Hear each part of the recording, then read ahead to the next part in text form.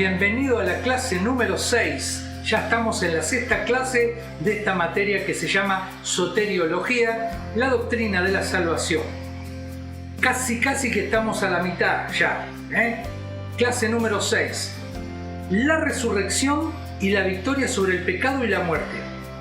La resurrección de Jesús es la garantía de nuestra salvación. Sin ella, la muerte de Cristo no tendría poder redentor. Analizaremos la importancia y las implicaciones de este evento. Primer punto, la realidad histórica de la resurrección. Jesús resucitó corporalmente al tercer día. Lucas capítulo 24 versículos del 1 al 7. Dice así: pero el primer día de la semana, al rayar el alba, las mujeres vinieron al sepulcro trayendo las especias aromáticas que habían preparado. Y encontraron que la piedra había sido removida del sepulcro, y cuando entraron no hallaron el cuerpo del Señor Jesús. Y aconteció que, estando ellas perplejas por esto, de pronto se pusieron junto a ellas dos varones en vestiduras resplandecientes. Y estando ellas aterrorizadas e inclinados sus rostros a tierra, ellos le dijeron: ¿por qué buscáis entre los muertos al que vive? No está aquí, sino que ha resucitado. Acordaos cómo os habló cuando estaba aún en Galilea, diciendo que el Hijo del Hombre debía ser entregado en manos de hombres pecadores y ser crucificado y al tercer día resucitar. Esta resurrección fue testificada por muchas personas, y esto también vamos a encontrar en algunos historiadores de ese tiempo. Josefo es uno de ellos que hablan de la resurrección y de su historicidad. Fue testificada por muchas personas. Primera de Corintios, capítulo 15, versículos del 3 al 8 dice: porque yo os entregué en primer lugar lo mismo que recibí, que Cristo murió por nuestros pecados, conforme a las Escrituras, que fue sepultado y que resucitó al tercer día, conforme a las Escrituras, que se apareció a Cefas y después a los 12. Luego se apareció a más de 500 hermanos a la vez, la mayoría de los cuales viven aún, pero algunos ya duermen. Después se apareció a Jacobo, luego a todos los apóstoles, y al último de todos, como a uno nacido fuera de tiempo, se me apareció a mí también. La resurrección confirma su autoridad y su divinidad.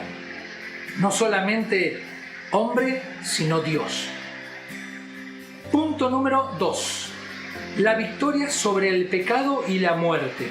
La resurrección derrota el poder del pecado. Romanos capítulo 6, del versículo 9 al 11 dice: sabiendo que Cristo, habiendo resucitado de entre los muertos, no volverá a morir, ya que la muerte no tiene dominio sobre él, porque en cuanto él murió, murió al pecado de una vez y para siempre. Pero en cuanto vive, vive para Dios. Así también vosotros consideraos muertos al pecado, pero vivos para Dios en Cristo Jesús. Esto garantiza nuestra justificación y nuestra vida nueva. Romanos capítulo 4, verso 25 dice: el cual fue entregado por causa de nuestras transgresiones y resucitado para nuestra justificación.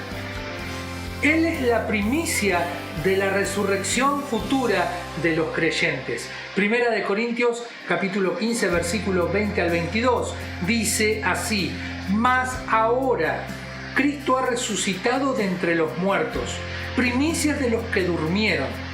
Porque ya que la muerte entró por un hombre, también por un hombre vino la resurrección de los muertos.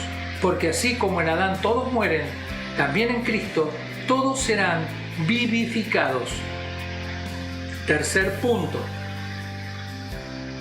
¿Cuáles son las implicaciones para el creyente? Una de ellas es que nos da esperanza y confianza en la vida eterna. Juan capítulo 11, versículos 25 y 26, dice así: Jesús le dijo: yo soy la resurrección y la vida. El que cree en mí, aunque muera, vivirá. Y todo el que vive y cree en mí, no morirá jamás. ¿Crees esto? nos llama a vivir en novedad de vida. Romanos capítulo 6, versículo 4. Por lo tanto, hemos sido sepultados con Él por medio del bautismo para muerte, a fin de que como Cristo resucitó de entre los muertos, por la gloria del Padre, así también nosotros andemos en novedad de vida. Tenemos que aferrarnos a la vida que es en Cristo. Ya no vivimos para el pecado, ya no está la ley del pecado en nosotros, porque hemos creído en Jesucristo, hemos creído en Él, y por medio de la fe en Él nosotros también hemos sido llevados a vida. Como decía adelante en una partecita hace un ratito, que no solamente todo aquel que cree vivirá, sino que todo aquel que tiene a Cristo tiene la novedad de vida en Cristo. Y nos consuela ante la muerte y el sufrimiento. Primera de Tesalonicenses, capítulo 4, del versículo 13 al 18. No queremos, hermanos, que ignoréis acerca de los que duermen, para que no os entristezcáis como lo hacen los demás que no tienen esperanza.